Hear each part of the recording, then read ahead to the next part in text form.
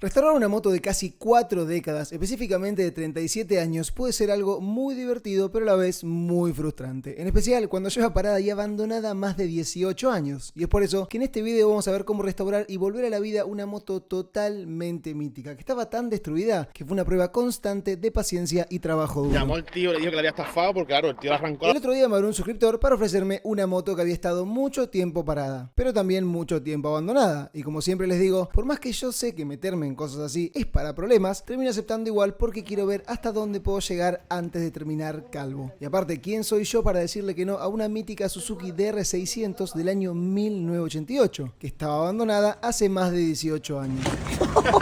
¿Viste cómo montamos la moto? 19, 18 años ya para. ¿18 años? 18, 19 ya. Yo compré a mi padre cuando era un niño pequeño. Tenía 11 años, tengo 30 ahora. ¿La llegaste a usar? No. ¡No! Y no puedo ni arrancarla, yo así. Cuesta arrancarla, mucho. Hace poco trajimos al canal mi Suzuki Hayabusa, la cual fue fabricada explícitamente para declarar la guerra entre las marcas japonesas, creando en ese entonces la moto más rápida del mundo. Y se ve que el lema de Suzuki en esos años era lo mejor para el final, ya que la Hayabusa salió última en su segmento deportivo, destrozando todo lo que habían creado las marcas japonesas. Con esta pasó algo parecido, ya que en el 1983 Yamaha fabricó la mítica XT600, en el 84 Honda lanzó la perfecta XR600 y como les digo, Suzuki no se quiso quedar atrás y fue con todo lo que tenía para posicionarse primera en la guerra del enduro con el lanzamiento de la Suzuki DR600, una moto que se fabricó del 85 al 89 y fue sustituida por la DR650, que es más conocida por los avances tecnológicos, ya que es una moto que se sigue fabricando a día de hoy, pero que nada que ver a lo que dio inicio a todo. La Suzuki DR600 tenía un motor monocilíndrico de casi 600 centímetros cúbicos, refrigerada por aire y aceite, y lo peor, su arranque a patada. Los que han tenido una Suzuki DR600 saben que no es una moto que se conduce, sino que es una moto que se domina. Era pesada, era alta, difícil de arrancar, pero era indestructible. Y qué mejor ejemplo para entender lo indestructible que esta en particular, que no solo que estuvo abandonada 18 años, sino que Manuel, que me la trajo tirada en la caja de la furgoneta como un pedazo de chatarra que iba directo al desguace. Respecto al estado de la moto, crítico. Mucho óxido, muchas piezas rotas, piezas faltantes, mucha, pero mucha suciedad, y lo peor, por más que cuando me la trajo tenía un trapo tapando la admisión, estaba sin carburador. Pero mientras ustedes se preguntan cómo es posible que alguien abandone este tipo de motos por más de 18 años, yo realmente me preguntaba por dónde iba a empezar. Así que comencemos por el principio. ¡Hostia, boludo! ¡Qué alta que es, chabón! Llego de puntitas. ¿Qué va a hacer patear esto?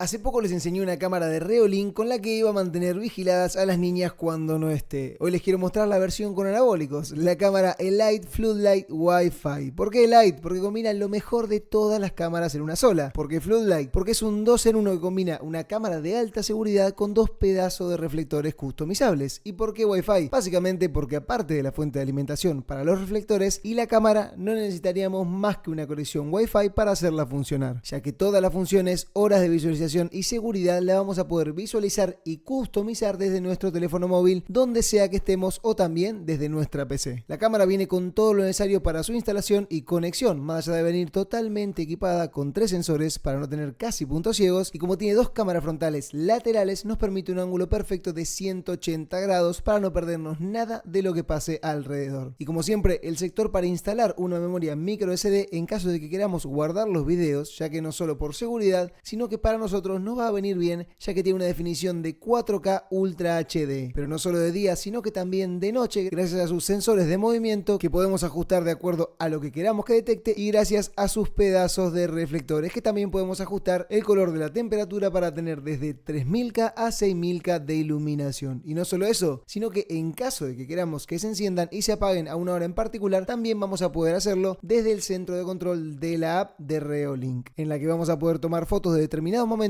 hacer zoom para ver lo que sea que se nos antoje de sus 180 grados y hasta grabar videos, como le dije recién, en 4K Ultra HD. Pero no solo de calidad, sino también de seguridad, ya que vamos a poder ajustar el tamaño de lo que queramos que detecte y en caso de que lo activemos, el retardo que queramos que tenga antes de activarse la alarma. Y por último, con la función de IA vamos a poder buscar entre todos los videos algo en particular con la ayuda de la inteligencia artificial. Para los que quieran adquirirla, les voy a dejar el link abajo en la descripción, tanto de esta cámara en particular como de la web oficial de Reolink. Reolink. Lo primero que hice fue empezar a desmontarla, lo cual no fue muy difícil ya que prácticamente no tenía ni un tornillo puesto. Y también aproveché para quitarle esta cinta al depósito que Manuel le había puesto a modo de protección antióxido, la cual funcionó bastante bien. Y no solo por fuera, sino que por dentro el depósito de combustible también estaba sin óxido, lo cual era muy buena señal. Como siempre, antes de lo estético, lo ideal es ver si mecánicamente está bien, lo cual no era así. Empezando por el descompresor, que estaba gripado. Esta moto trae un descompresor manual que se activa con esta pequeña maneta que está encima de la maneta del embrague y un descompresor automático que se activa solo al patear la moto. Respecto al manual, estaba completamente gripado, así que no quedó más remedio que levantar la tapa de válvulas para repararlo. Pero antes, para trabajar un poco más cómodo y entender qué era lo que estaba tocando, la desmonté por completo, CDI, regulador de voltaje y filtro de aire, que del tiempo que estaba ahí adentro, cuando lo quité no se veía mal, pero se deshacía de lo viejo que estaba. Terminé de cubrir los huecos y a darle un lavado después de unos largos 19 años de haber estado olvidada. Y la verdad es que se veía mucho mejor de lo que pensaba, si bien tenía mucho desgaste, pero parecía que todo estaba bien. Así que una vez con la moto dentro empecé a desmontar la tapa de válvulas.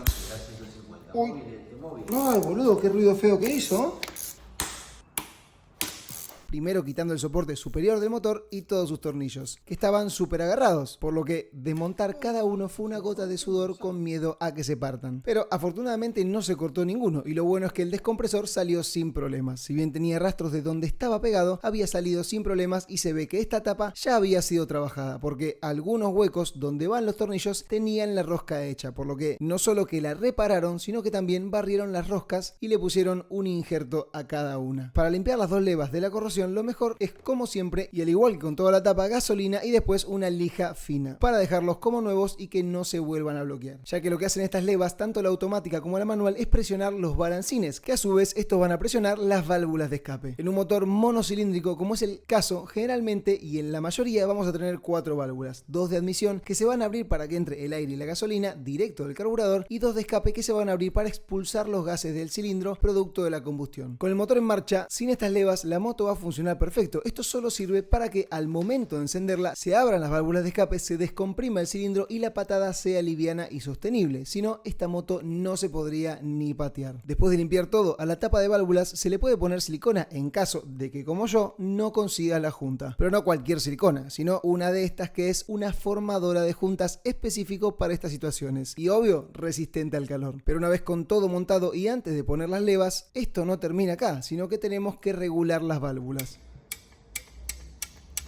Para eso hay que quitar el tapón del lado izquierdo, que es para girar el cigüeñal, que encima estaba soldado porque se ve que lo han partido intentando quitarlo, y el tapón del mirador, que siempre suele ser un tornillo pequeño ubicado en la parte superior de la tapa izquierda del motor. Lo próximo es quitar las bujías para abrir paso a la cámara de combustión y que girar el cigüeñal sea más liviano y cómodo. Y directamente hacer eso, con una llave tubo 17 en este caso y la carraca, girar el cigüeñal hasta ver que por el mirador se muestre esta marca que siempre suele ser una línea y una T. Esta marca nos va a confirmar que el pistón está en su punto muerto superior, y cuando el pistón está en el punto muerto superior, ambas válvulas están cerradas porque el pistón sube a comprimir la mezcla, y si las válvulas están abiertas, la compresión no podría ocurrir. Y necesitamos que estén cerradas porque es cuando los balancines no las están presionando para abrirlas, y al no estar presionándolas, quedan libres con este pequeño juego, y es el juego necesario para que entre nuestra herramienta estrella, las galgas, como se conocen en España, o las ondas, como las conocemos en Argentina. Estas sirven para medir la luz entre los balancines y las válvulas, ya que esa luz tiene que ser perfecta para que las válvulas se abran y se cierren en el momento adecuado. Y en estas motos en particular siempre pasa que las válvulas de escape están pisadas por demás, y es lo que hace que sea imposible encenderlas. Según el manual del taller, las válvulas de admisión deberían tener una luz de entre 0,08 y 0,13 milímetros de luz, y en el caso de las válvulas de admisión, la galga de 0,08 milímetros entraba perfecto y la de 0,13 entraba rozando y marcaba la galga, y es así como debería entrar, que no quede presionada, que tenga rozamiento pero que tampoco quede libre, por lo que las válvulas de admisión ambas estaban perfectas. Pero no era así las válvulas de escape, ya que según el manual tienen que tener de 0,17 milímetros a 0,22 milímetros de luz, y la de 0,18, que era lo más cercano a 0,17, no podía meterlo de ninguna forma. Y no solo eso, sino que el juego que tenía era minúsculo y deberían tener un poco más, por lo que necesitaba regularlas. Y esto es básicamente como tensar la cadena de la moto, solo que más incómodo. Tiene un tornillo central y una tuerca que hace de contratuerca, por lo que lo primero que deberíamos vamos a hacer es desajustar ambas. Meter una galga, en este caso la de 0,18 milímetros, que es la medida que se suele usar, y ajustar el tornillo central hasta que sintamos lo mismo que en las válvulas de admisión, que la galga desliza, pero que no está libre ni bloqueada. Justo en ese momento ajustamos la contratuerca con cuidado de no mover más el tornillo central, repetimos con la otra y listo. Así de simple es como se regula una válvula. Y regular válvulas de motos viejas es lo mejor que hay. Como todo lo viejo, es mucho más fácil, mucho más directo y lo podemos hacer en cualquier lado. Lo próximo es volver a montar todo en su lugar, chequear que funcione bien y pasar al próximo problema, que era su carburador.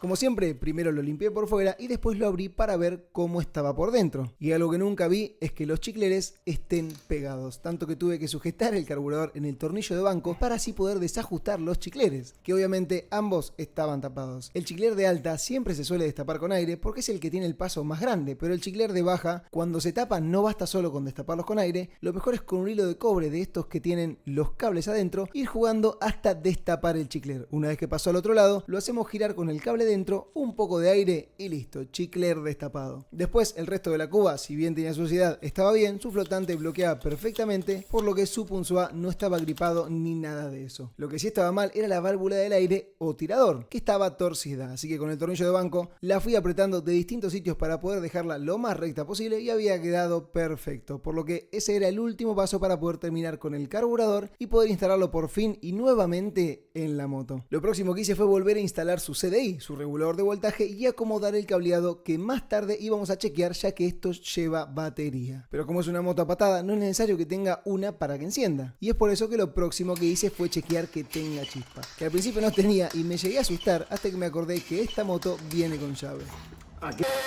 Y que por más que se vea como una moto de cross, no lo es al 100%. Así que llave en on y a darle otra vez. Y sí, teníamos chispa en ambas bujías, que no son secuenciales, sino que disparan las dos al mismo tiempo. Esto es para que en un cilindro tan grande como lo es uno de 600 centímetros cúbicos, la mezcla explote en su totalidad y de forma pareja. Con una sola bujía, la llama tardaría demasiado en recorrer toda la mezcla. Por lo que esto ya era cuestión de echarle gasolina y encenderla, pero antes tenía que hacer dos cosas que en una moto parada hace 18 años son esenciales. Una es cambiarle el aceite, que el que tenía estaba no solo que negro, sino espeso, parecía más crema que un aceite. Y también con ello su filtro de aceite, que con el tiempo, y más con el aceite en este estado, se taponan y no filtran nada. Algo muy importante también es cambiarle la arandela de cobre, para que no pierda al ajustar el tapón. Y esta estaba tan metida a presión en el tapón que me costó muchísimo quitarla, y eso es lo malo de una moto que está tanto tiempo parada, que los componentes y los metales se terminan soldando y haciendo imposible de quitar. Una vez con todo listo, le puse aceite hasta que por el ojo medidor me marque que estaba lleno y no mucho más. Después, si enciende, le iba a agregar el resto. Lo último que cambié antes de encenderla fue el escape, ya que el que tenía puesto no era el original y según Manuel es de coches.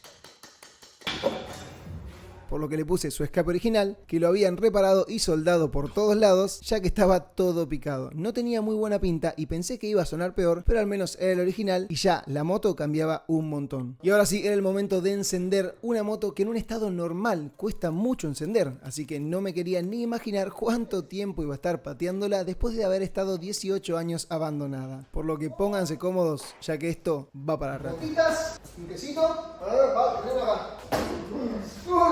Le doy aquí. Amigo, ¿se prende todo? Sí. ¿En serio? No, digo, boludo, comprimí la patada a la mitad y la tercera. Ahí. Carga. ¿Suelto? Sí. ¿Le doy? ¿Y le doy? Ahí. ¡Oh! ¡Oh! ¡Boludo! ¡Boludo, no fui para acá! ¡No! ¡No! ¡No fui para acá, boludo!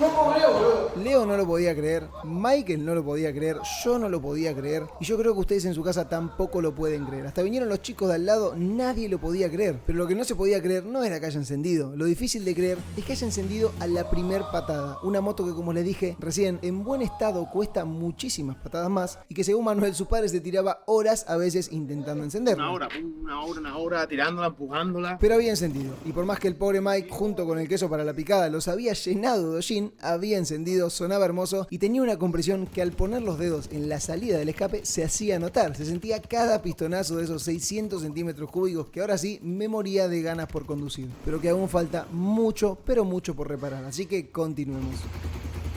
Lo próximo que hice fue quitar ambas ruedas, tanto la delantera como la trasera, ya que la idea principal, aparte de encenderla, era cambiar los neumáticos. Y como la moto ya había encendido, era lo próximo por hacer. Los neumáticos, por más que se vean como nuevos, eran un peligro, porque estaban durísimos. Y no es lo mismo un neumático liso duro, como eran los de la CBR1000, que un neumático duro con tacos. Esto literalmente es patinar sobre el asfalto. Y más que nada, porque eran del 2001, es decir, que tenían 24 años, o sea, estaban completamente vencidos. Y como estas motos tienen que pasar la ITV, es completamente necesario cambiarlos. Para quitarlos, ya viendo la dureza de los mismos, sabía que iba a estar complicado, así que me conseguí uno de estos que me prestó Nacho. Y como esto, aparte de un soporte para la rueda, trae esta palanca que es para destalonar, me venía perfecto. Pero ni con el soporte, ni con la palanca y haciendo fuerza a tope se podían destalonar. Estaban muy pegados. Tanto que cuando pude destalonarlo por fin, salía polvo de no sé qué será, supongo que de lo seco que estaba el neumático y de la costra que se forma entre el talón y la llanta. Una locura.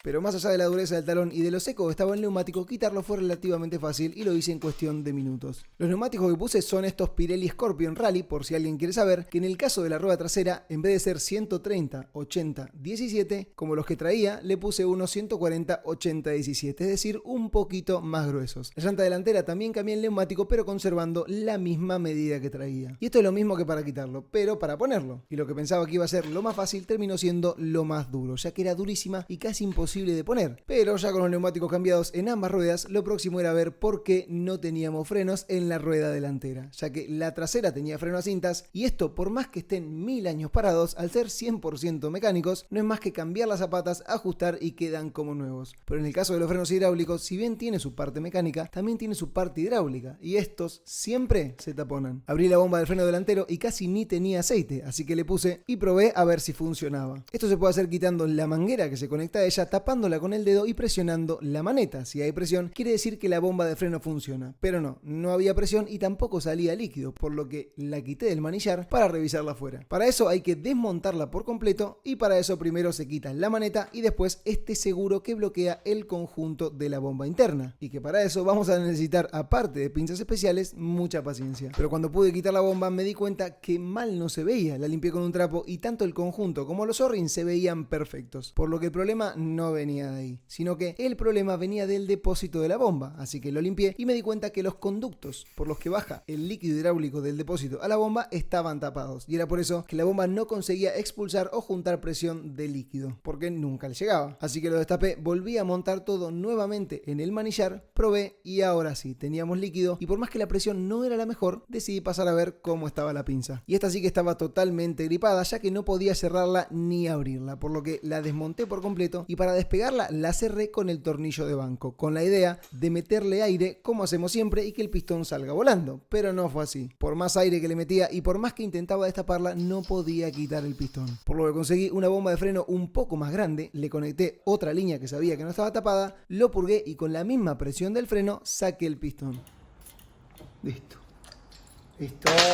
Pero el problema no era el pedazo de pistón que traen o el cilindro, ya que no estaba pegado por eso. Estaba atascado porque los O-rings ya estaban pisados y gastados y cuando estos se rompen, como son duros, bloquean el pistón. Y aquí uno de los problemas más grandes, no por el hecho de la reparación, sino porque estos repuestos no se consiguen. Y no los conseguí en ningún lado, ni en internet, ni en casa de recambios, ni en ningún lado. Esta moto, como les dije, se fabricó del 85 al 89, solo 4 años. Y si bien se vendieron muchas unidades a nivel mundial, acá en Europa, o por por lo menos en España es imposible de conseguir, tanto la moto como sus repuestos. Y lo que más me llevó tiempo de esta restauración fue el encontrar todos sus repuestos. Tuve la suerte de que al menos no conseguí el kit para reparar la pinza de freno, pero sí conseguí una pinza de freno en funcionamiento. La única en toda España, y estaba en un desguace de Málaga, es decir, a 30 minutos de mi casa. El mismo desguace que me salvó con las suspensiones de la Bandit, hoy me estaba salvando nuevamente con la pinza de freno de la DR. Esperemos que funcione porque es lo único que conseguí. Y viendo la pinza veo que en los desguaces no le gusta mucho quitar tornillos. Todo lo que se pueda cortar, lo cortan. Pero al menos así les puedo enseñar lo angostas que son las líneas de freno por dentro, que por más que no lo parezcan, sus conductos internos son súper pequeñitos, y es por ese mismo motivo que se tapan después de un tiempo sin circulación. Y estas obviamente estaban tapadas. Por más que las desmonté y le metí aire a presión, no hubo caso. Había que recurrir al plan B, que en realidad es el único plan cuando no tienen solución. Y se hace con un taladro a batería y un cable de estos a modo de broca. Este es el típico cable de los embragues, pero cortado de la misma medida que la línea de freno para que sea más fácil y no se nos enrolle. Lo metemos en la línea y le damos hasta que llegue al otro lado. Un par de pasadas, aire nuevamente y miren cómo sale toda la porquería que estaba en el interior de la línea. Y ahora sí deja pasar el aire perfectamente. Finalizada una, hice lo mismo con la otra, que era igual pero un poco más larga, y ahora sí teníamos las líneas completamente destapadas y el problema de los frenos estaba casi resuelto. Solo quedaba volver a montar todo, poner líquido, purgar y probar. Que respecto a la bomba, terminé poniendo la que era un poco más grande, ya que esa funcionaba perfecto y no me quería arriesgar a que la otra termine fallando. Pero con eso el problema estaba completamente resuelto, ya que ahora sí teníamos frenos y funcionaban perfecto. Por lo que ya era momento de pasar al próximo problema, que era el acelerador. Problema porque estaba suelto tanto por arriba como por debajo. Respecto al de arriba solo fue cuestión de ajustarlo en una posición que sea cómodo. Pero respecto al de abajo, aparte de ajustar la guía, no era solo eso, ya que un cable entraba bien, pero el otro estaba cortado. Podríamos simplemente poner un cable nuevo si es que consiguiera uno, pero como no fue así, lo que hice fue poner uno de estos que se llaman nipples o perrillos, como le dicen acá en España. Solo que el único que conseguí que entre en ese hueco, el hueco para el cable era un poquito más pequeño que el cable en sí, por lo que para solucionarlo lo puse en el tornillo de banco y lo agrandé con una broca un poquito más grande. Ahora sí el cable entraba perfecto en el nipple y podía ajustarlo sin ningún problema. Lo puse en el carburador y problema resuelto.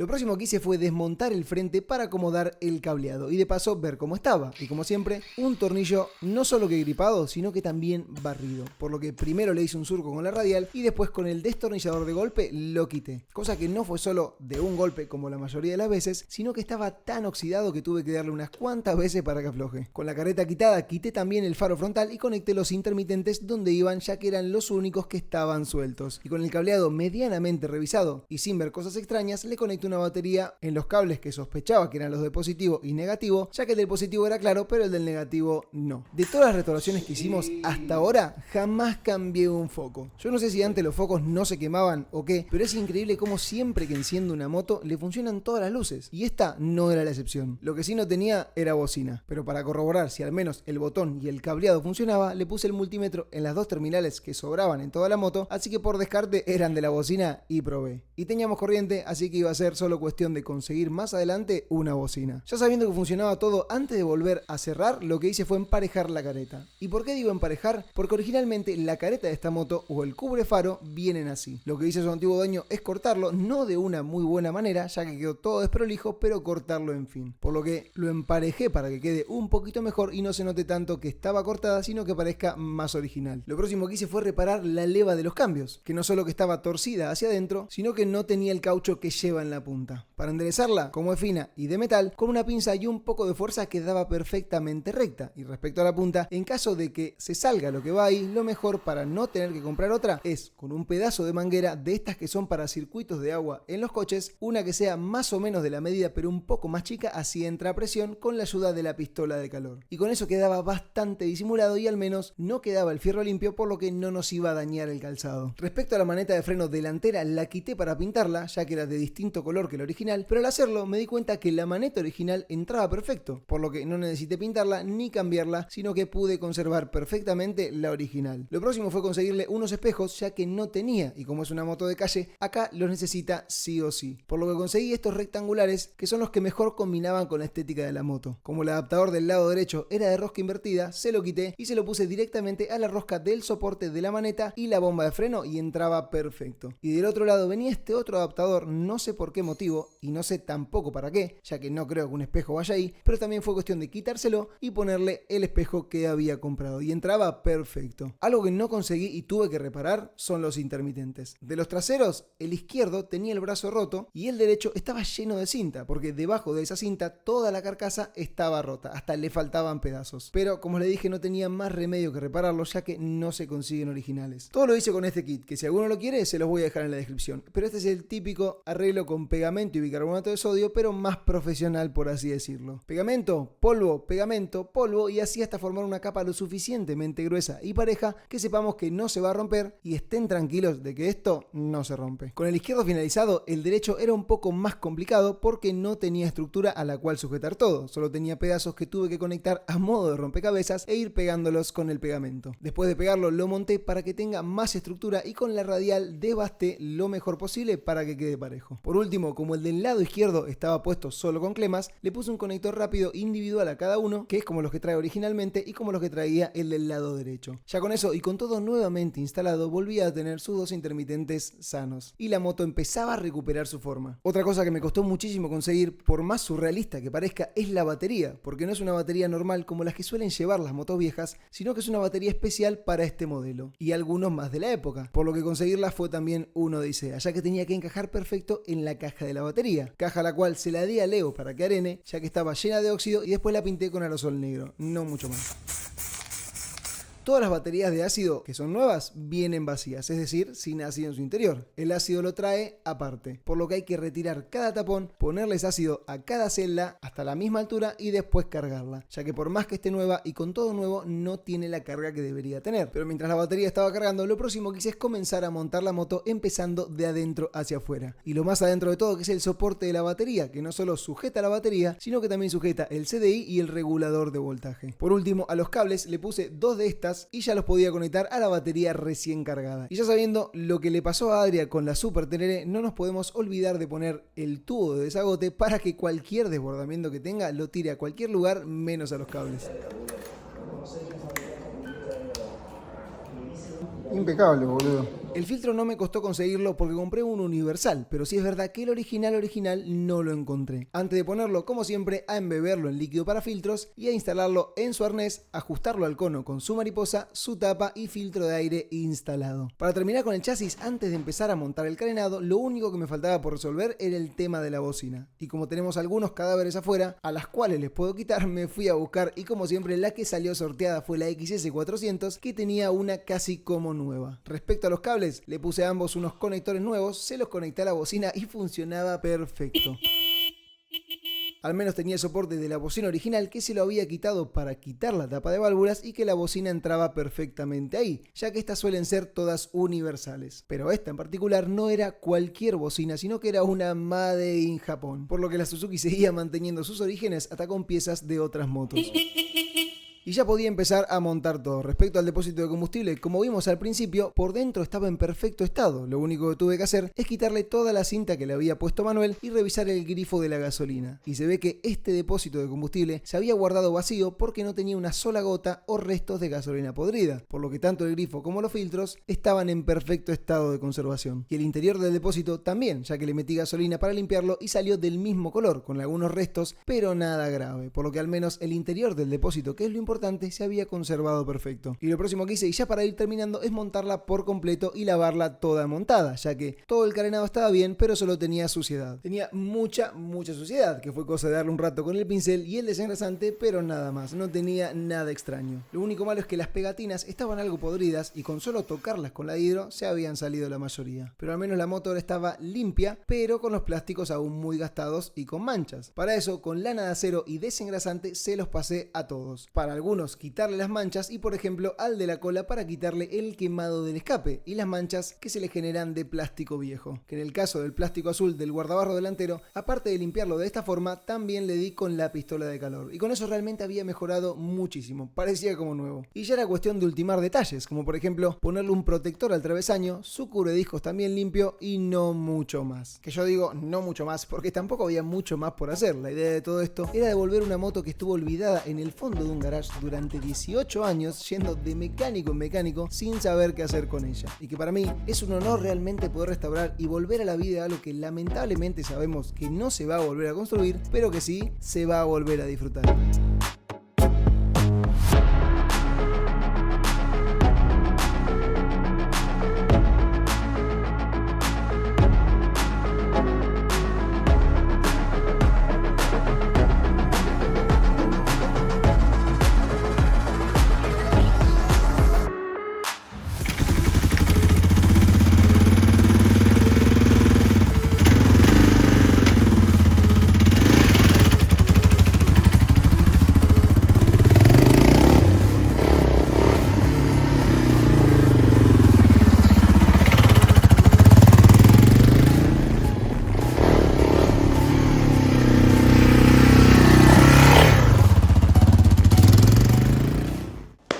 Bueno muchachos, ahora sí, allá vamos. Vamos a ver si aprendí a arrancarla. Arranque completamente frío, helado.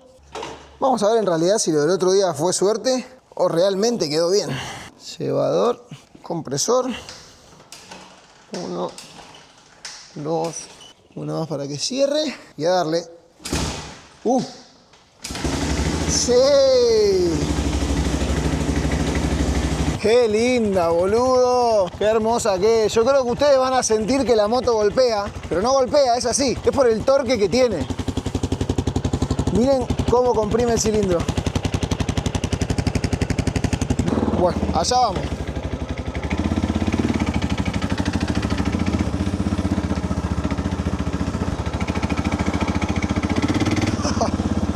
Cómo engaña el torque que tiene, boludo. Cómo engaña, es una locura. Porque a esta literalmente la podemos bajar a donde queramos. Literalmente a donde queramos. Allá vamos.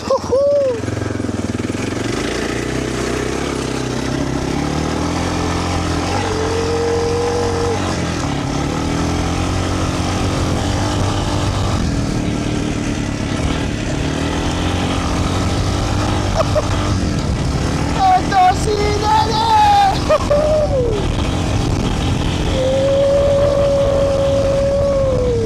Yo no sé si me escucharán con el ruido que hace el escape este. ¡Boludo! ¡Boludo! ¡Qué lindo, papá, el torque que tiene, boludo!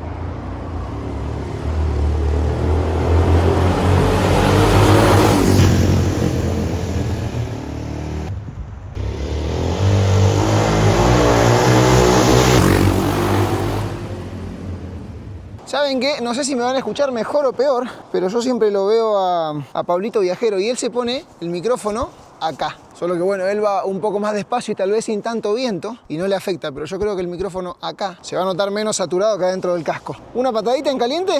¿Cómo la ven? ¡Sí! ¡No, hija de puta! ¿Y qué mejor forma que escalando, viejo? ¡Para lo que nació esta moto! ¡Dale! Oh. O sea, no doy ni nada. Ni la mitad de un cuarto de gas y esta cosa ya acelera. Mirá, nada.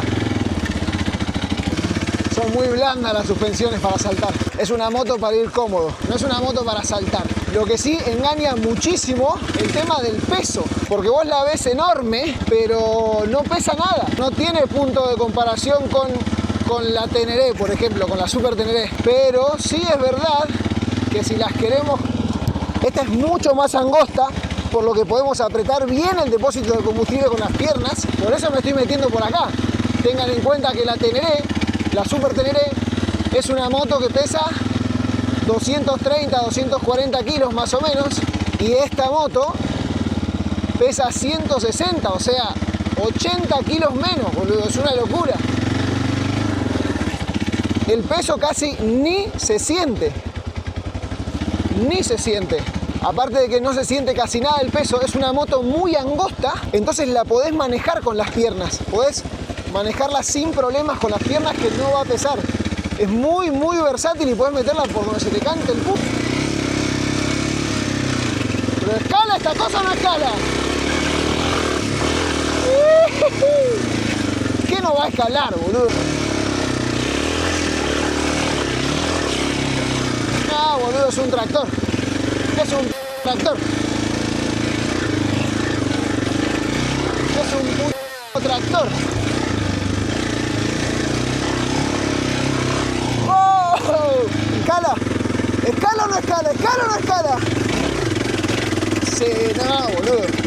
No, es una locura, es una locura. Es una locura, man. No hago ni fuerza. Ni siquiera acelero. Nada. Miren el acelerador. Nada, boludo, y se va a la mierda.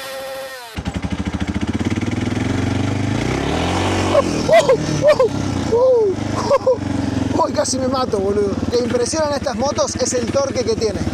Ese golpeteo que se puede llegar a confundir con un bielazo, es el golpeteo del pistón, porque la carrera de esta moto es tan larga, la carrera del pistón, que es lo que hace que tenga tanto torque y es lo que hace que al acelerar se sienta cada pistonazo, boludo. Yo acelero y se siente cada uno de los pistonazos. Escuchen. Es una locura. La carrera vendría a ser la distancia que tiene el pistón dentro del cilindro entre el punto muerto inferior y el punto muerto superior. A más larga es la carrera, más torque va a tener. Es como que ustedes tengan una manivela. Mientras más largo sea el palo de la manivela, más fuerza van a poder hacer, pero no van a poder girar tan rápido por el recorrido del palo. Es lo mismo que pasa con el recorrido del pistón. Y mientras más corta sea la carrera, más corta sea el palo, va a dar más vueltas, pero va a tener que hacer más fuerza. Y es por eso que esta moto, por ejemplo, tiene 45 Nm o 40, por ahí, 40, 45, corríjanme en los comentarios. 40, 45 Nm a 3.000, 5.000 vueltas, que no es nada. Y una moto de pista, la R6 por ejemplo, tiene 65 Nm, pero a 12.000 vueltas. Esto tiene un solo cilindro enorme de 600 centímetros cúbicos y de ese cilindro saca toda la fuerza. Es por eso que cuando yo acelero se escucha cada pistonazo. Es una locura. Y es por eso que cuando acelero parece que golpea, parece que la moto está mal, pero es así. Son así y se escuchan así. Yo creo que los usuarios de estas motos me van a saber entender perfectamente. Pero bueno, dicho esto...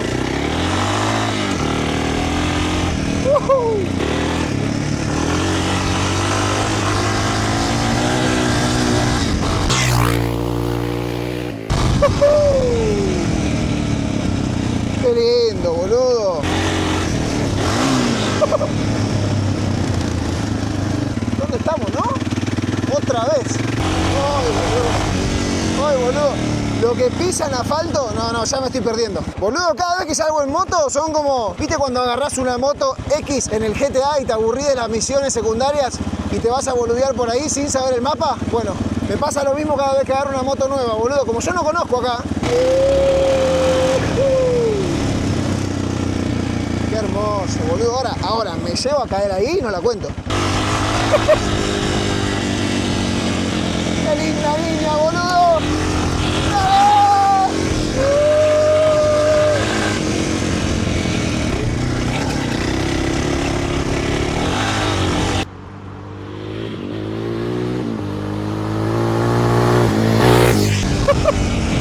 No, boludo, qué lindo pasaje este, ¿eh? Vamos a arrancar como arrancamos el kaiki.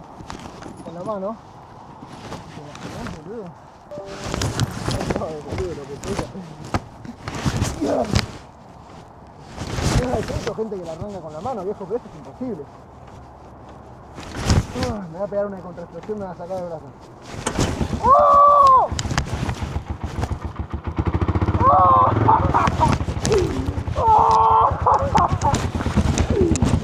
¡Qué linda la mula, boludo! Ya me puedo jubilar, boludo, arranqué un DR con la mano, viejo.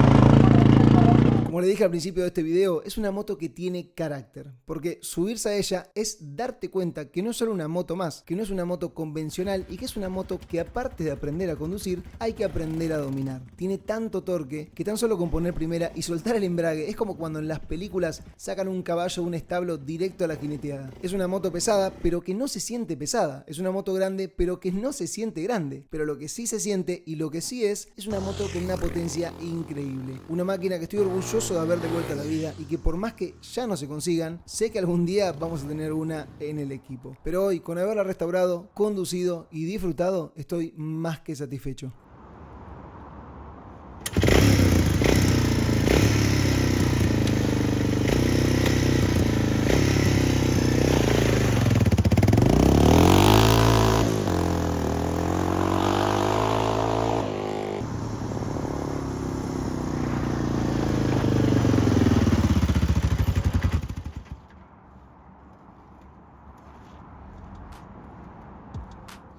Vamos a darle nomás. Yo creo que más tiempo lleva parada que la cogida. De las que llevas cogida, ¿no? Lleva más años parada de lo que lleva cogida. Claro, piénsalo. No sabía cuál ponerle. Había visto unos redondos, pero los redondos, ¿qué pasa? Le hacían por ahí otro estilo, pero los cuadrados, Tenía puestos los de una KLX, creo que tenía. los rectangulares van con toda la moto, boludo. ¿Cómo la va a arrancar o qué? Hay que darle aquí, ¿no? Para quitarle el aire. Ahí está, ya está puesta el aire. No sé si les costaba encenderla antes o no. Por lo menos una hora y pico se lleva arrancando mi padre. Bueno, boludo, ahora arranca de la segunda, tercera patada. Si la sabés patear, te arranca de la primera patada. Entonces era por eso, porque las válvulas estaban pisadas. Pero bueno. Que limpita, parece nueva. No, boludo, me hubiese gustado dejarla muchísimo mejor. Le puse esto para que no golpees y para que no se siga oxidando. El compresor patea 3 veces. No se patea con el compresor. Soltate el compresor. Soltate el compresor. Ahora, patear una vez más. Despacio, bajar una vez más. Mirá los pantalones que trajiste, boludo. Pará. Ahora tenés que patearla sin acelerar, sin nada, patear una vez más. Pero tenés que cargarla. Bueno, dale fuerte. Boludo. Mirá, es que yo no sé si te voy a aguantar. Mira, te voy a mostrar cómo lo hago yo. Pues bien.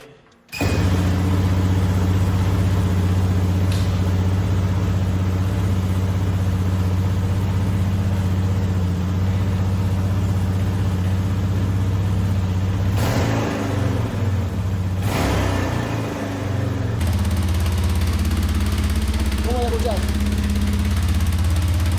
Dale, boludo. Dale, ahora dale de vuelta vos. Ahora que está caliente. Cargar la patada, metí un saltito y bajá con el peso. De arriba y hasta abajo con todo. Ahí. ¡Ahí! ¡Bueno, bien!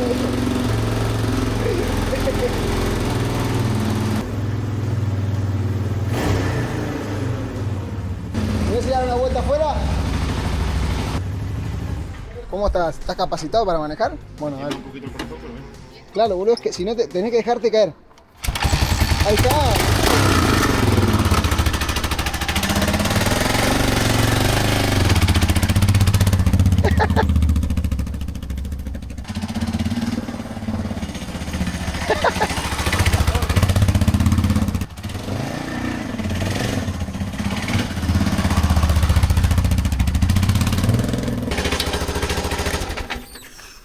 Un tractor, ¿eh? Es un tractor. ¿Le trajiste sunchos esta vez? 6. Ya.